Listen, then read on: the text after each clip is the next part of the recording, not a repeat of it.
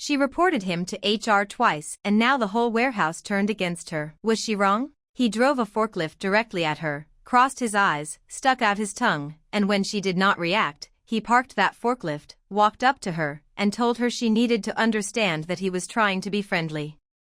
That moment right there should tell you everything you need to know about this situation. Because that one sentence, reveals exactly what kind of person Shane is. He was not being friendly. He was demanding that she perform a reaction for him, on command, like she owed him something. Let us go all the way back to the beginning, because context matters here and the full picture is important. She started a part-time warehouse job with one very clear goal. Go in, work hard, go home. She was not looking for a social circle. She was not looking for a best friend. She was not there to be anyone's entertainment. She probably clocked in each shift with her head down, earbuds in or not, focused on the task in front of her, moving through the day with quiet efficiency. That is a completely reasonable and honestly pretty common way to approach a job, especially a part-time one. A lot of people treat work exactly like this, as a transaction rather than a social experience, and there is absolutely nothing wrong with that. You are not obligated to be anyone's friend just because you share a building with them. Within a couple of weeks, Shane had already zeroed in on her. And this is something worth paying attention to, because she describes his energy as exhausting right from the start. Not threatening. Not immediately offensive. Just draining. Relentless. The kind of person who treats every interaction like a performance and needs an audience to validate it. You can probably picture him, loud in the break room, always on, always looking around to see who is watching, measuring his own success by the number of people laughing. Shane had his work wife Jane, who played along with his antics and laughed on cue and gave him exactly the feedback loop he was looking for. That dynamic had clearly become his baseline expectation for how people at work were supposed to respond to him. And then this new woman arrived and simply did not play along, and that, apparently, was not something he was willing to accept. Here is where it starts getting genuinely uncomfortable. The barking. Shane would bark at her in the aisles. Not once, not as a weird one-time bit that faded into embarrassed silence and never happened again. Repeatedly. Little yappy dog sounds, snarls, growls, high-pitched barking, all of it bouncing off the concrete walls and shelving units while she tried to focus on her work. And if she did not react, he would keep going, pushing the sounds louder or changing the pitch, determined to get something out of her. She told him directly. Not hinting, not being passive about it, not hoping he would pick up on her discomfort. She told him outright that she has a sensory disorder and that the barking made her feel physically ill. She gave him real, personal, medical information, the kind of thing you do not share with a casual acquaintance unless you are genuinely desperate for them to understand the impact of what they are doing. And he did it a few more times anyway. Let that sink in for a second. She disclosed a medical condition. She handed him the clearest possible reason to stop. And he used it as a reason to keep going. The mumbling trick, the table shaking, the forklift faces, the constant hovering until she made eye contact. None of these things are dangerous in isolation. But stacked together, pattern after pattern, day after day, they form something that starts to feel a lot more intentional than goofy. Think about what it would feel like to walk into your shift already bracing yourself. Already calculating which aisle he might be in, which route gets you to your station without passing him, whether today is going to be a barking day or a hovering day or a forklift day. That low-level alertness is exhausting in a way that is hard to explain to someone who has never experienced it. Because what all of these behaviors have in common is that they were all designed to force a response out of her. Every single one of them required her participation to feel complete. If she ignored him, he escalated. That is not someone being playful. That is someone refusing to accept that another person is not interested in engaging with them. Oh, and then the compliments started. She said thank you. She said she appreciated it. She was polite every single time, because that is what you do when you are new somewhere and you are trying not to make things weird. But Shane did not treat her politeness as the end of the conversation. He treated it as an invitation to keep going, as proof that the door was open and he should keep walking through it. Beautiful hair. Beautiful eyes. Such a pretty lady. Each one landing in that same slightly too long pause that makes a compliment feel less like warmth and more like assessment. And then, the one that made everything click into something really unsettling, he told her he had been married for over 30 years and that you do not ruin a thing like that. He said that unprompted. Out of nowhere. She did not ask about his marriage. She did not flirt with him. She did not give him any signal whatsoever that she was interested. He volunteered that information entirely on his own, which means on some level he was aware that what he was doing was something a married man probably should not be doing. He felt the need to preemptively defend himself against an accusation nobody had made. Can we just sit with that for a moment? He knew.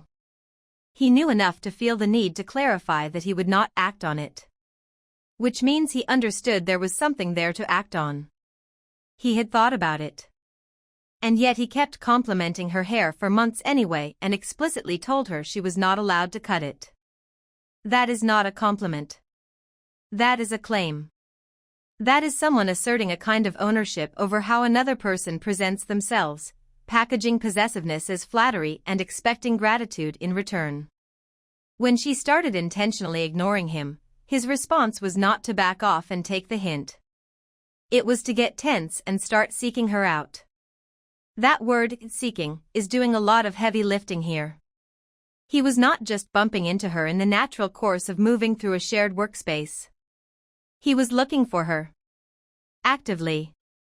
Routing himself toward wherever she was, manufacturing reasons to appear in her section of the warehouse.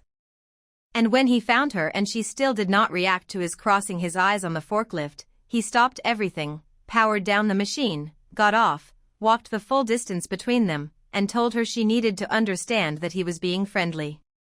Think about the energy it takes to do that. To stop work entirely, to cross a floor, to confront someone whose only offense was not laughing. That is not friendliness. That is pressure. That is someone who cannot tolerate being declined and has decided that her non-reaction is a problem she needs to fix for his benefit. She went to HR. And I want to be clear about how she went to HR, because people keep framing this like she tried to destroy the man. She explicitly said she was not trying to get him in trouble. She asked for documentation. She walked in calmly, explained the pattern, and asked that it be recorded. That is the tamest, most measured possible response to a situation that had already escalated well past the point where a polite one-on-one conversation would fix it. HR sat him down, presumably had a calm and professional conversation with him, explained what the issue was, and told him to ease off. And then within days, he complimented her tattoo and a few days after that told her again that her hair was beautiful and she should never cut it. So she went back to HR. And again, this is being painted by her coworkers as some kind of nuclear strike, as if she had pulled a fire alarm in a building that was not on fire. But she gave him a second chance. She did not go back the moment he glanced at her wrong. She waited, she observed, she gave him the opportunity to actually change. HR gave him a second chance too. He used that second chance to do the exact same thing he had been told to stop doing. She did not go back to HR the moment he breathed near her. She went back because he immediately, deliberately repeated the behavior that HR had already explicitly told him to stop. That is not being oversensitive. That is following through. Let us talk about the aftermath, because this is where the story gets a different kind of upsetting. Jane, his work wife, is now conducting what can only be described as a sustained social pressure campaign against her. Saying his name loudly whenever she walks in, a performance designed to signal allegiance and make her feel watched. Pushing a cart into her body and walking away as if it were an accident they both know was not. Leaving a room dramatically the moment she enters it, the theatrical exit designed to communicate exile. These are not the actions of someone who is casually annoyed. These are deliberate, targeted, sustained acts of workplace hostility carried out with a consistency that takes real effort. And the profound irony is that Jane is doing all of this to defend a man whose primary hobby appears to be pestering women at work until they give him the attention he is looking for.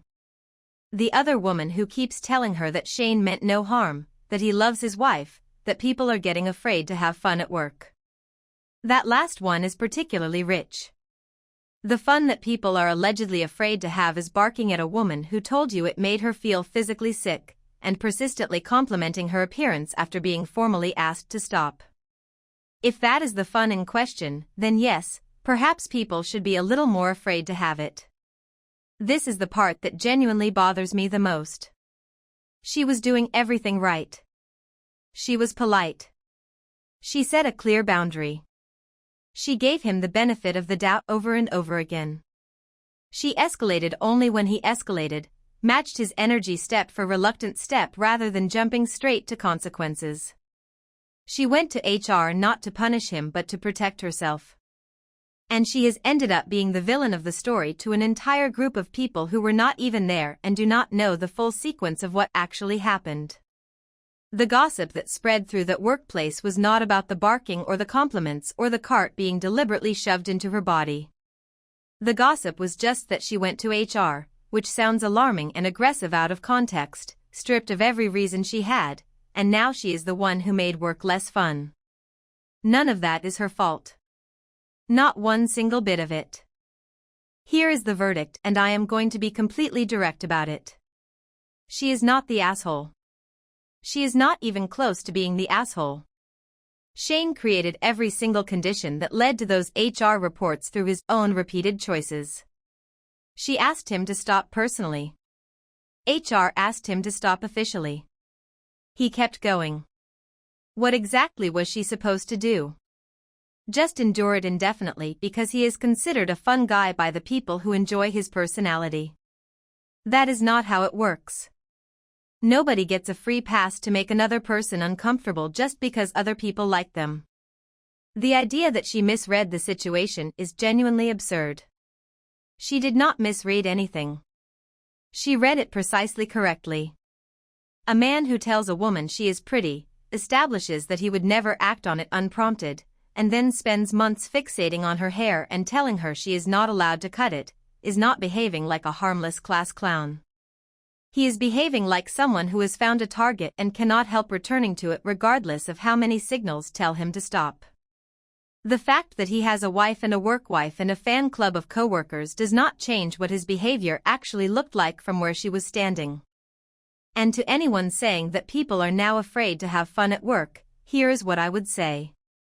If your version of fun requires someone else's involuntary participation, if it requires them to ignore you saying it causes them physical discomfort, if it requires them to tolerate comments about their appearance after they have clearly not welcomed them, then that was never really fun to begin with. It was just one person deciding that their entertainment was more important than another person's comfort.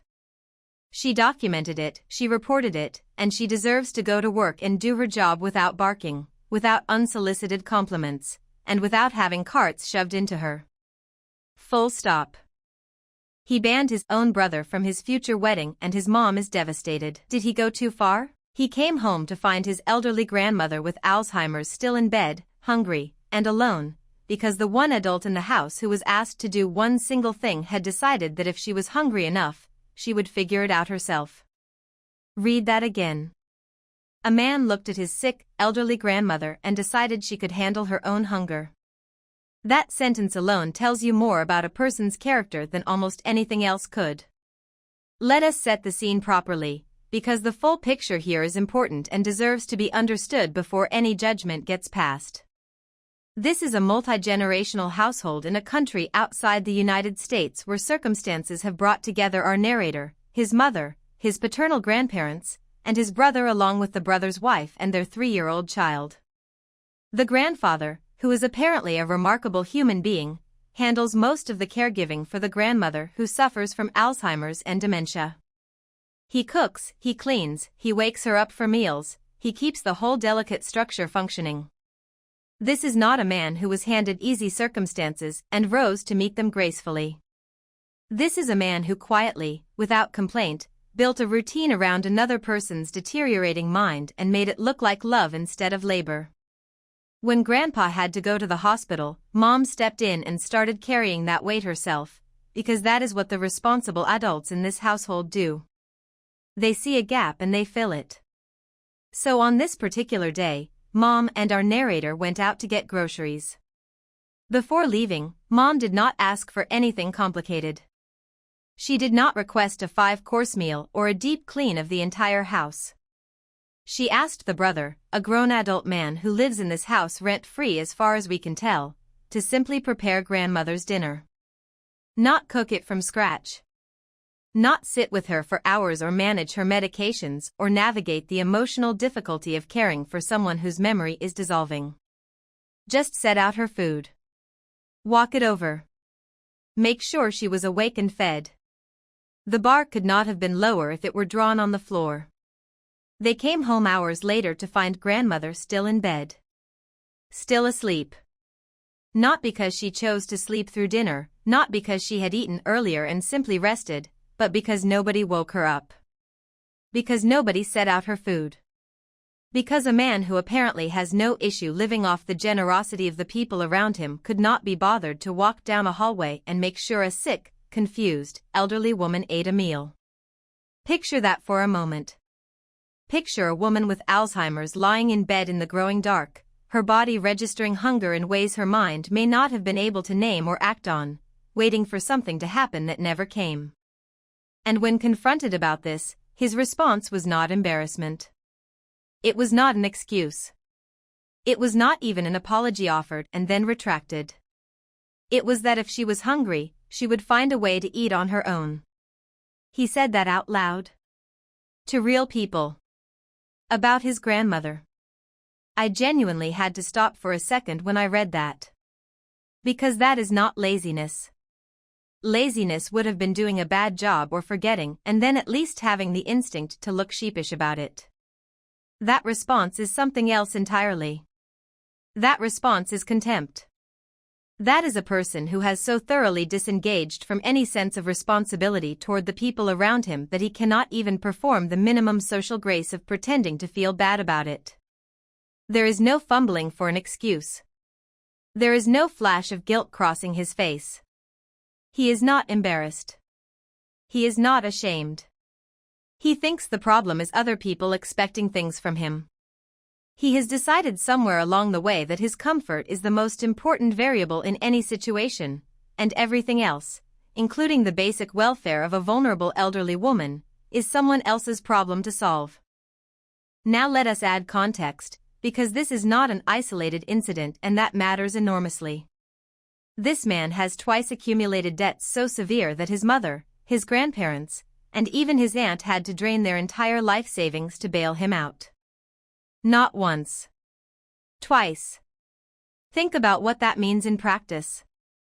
Think about the conversations those adults had to have with each other, the sleepless nights, the quiet grief of watching money that represented years of work and sacrifice disappear to cover someone else's wreckage. Multiple people had their financial security wiped out to save him, and his response to that sacrifice was to continue being exactly the same person. No visible shift in behavior. No sustained effort to rebuild what was lost or to show the people who saved him that it meant something to him. Just the same pattern, repeating, because nobody ever made him face a consequence that stuck. Our narrator describes feeling so disgusted in the aftermath of the grandmother incident that he had to use all of his energy just to stop himself from screaming on his commute to work. Sit with that image for a moment.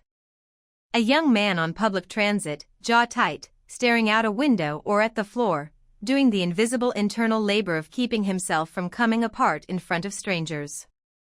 That kind of emotional suppression, that level of sustained effort just to get through a normal day without breaking, is what prolonged exposure to someone like this does to a person over time.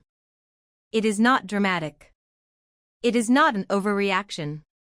It is the slow accumulation of 100 smaller moments where you swallowed your reaction because the alternative felt impossible, and this was simply the moment where the weight of all of them became too much to carry quietly. His declaration to his mother was not impulsive. It was not a tantrum born from a single bad evening. He told her calmly and clearly that he is done, that when he gets married the brother will not be at his wedding, and that he wants to build a life and a home where he can feel something other than disgust when he walks through his own front door. That is not a cruel statement. That is not a young man throwing a fit. That is a person finally articulating out loud, with remarkable composure, what the situation has cost him and what he needs in order to build something better for himself. His mother's response is heartbreaking but also completely understandable from where she is standing. She is watching her family crack apart, and the person she is looking at in that moment is her younger son, the one making the announcement, not the older one who caused everything leading up to it. She is saying family is family and that he will change his mind, and those are the words of a woman who has probably been telling herself the same thing for decades. She has likely absorbed every crisis, made every excuse, and kept the door open every single time because the alternative was to admit something about her older son that she is not ready to say out loud. She is not wrong to feel devastated. But she is wrong to direct that devastation at the son who is finally drawing a line instead of the one who made the line necessary. The comment about only understanding when you are a parent is particularly telling. It is an appeal to a kind of wisdom that our narrator does not yet possess, which functions as a way of saying his feelings are not fully formed enough to be taken seriously. But here is the thing. You do not need to have raised a child to recognize that a functioning adult who refuses to feed his grandmother and genuinely believes she should fend for herself is not someone you are obligated to keep close. That realization does not require parental experience. It requires a basic sense of what human decency looks like, and our narrator has that in abundance. Here is where I land on this, and I am not going to soften it. Our narrator is absolutely not the asshole. Not even slightly. He is 24 years old, living in a household that has been financially and emotionally devastated multiple times by one person, watching his elderly grandmother go without meals because that person cannot be inconvenienced, and he has made the completely rational decision that he does not want that person at his wedding or woven into the fabric of his future family. That is not cruelty. That is self-preservation. That is a young man deciding, with full clarity, that love does not require endlessness. The idea that blood should automatically supersede behavior is one of the most destructive things families tell themselves. It allows genuinely harmful people to continue causing damage because the people around them feel too guilty to step back and too ashamed to name what is actually happening. Our narrator's brother has proved twice with money and repeatedly with his daily behavior that he feels no obligation to the people who have sacrificed everything for him. Why should the obligation run only one direction? Why is our narrator supposed to keep extending grace that has never once been returned, acknowledged, or even noticed? The wedding boundary in particular is entirely reasonable. A wedding is one of the most significant days of a person's life, and the idea that you are required to include someone who makes you feel disgusted just to preserve a definition of family that that person himself has never honored is absurd. His mother may feel fractured. His brother may feel rejected. But our narrator did not fracture this family. His brother did that, slowly, deliberately, through years of choices. Our narrator is just finally refusing to pretend otherwise. Drop a comment telling me which one of these hit harder for you, and if you are not subscribed yet, hit that button because there is a lot more where this came from.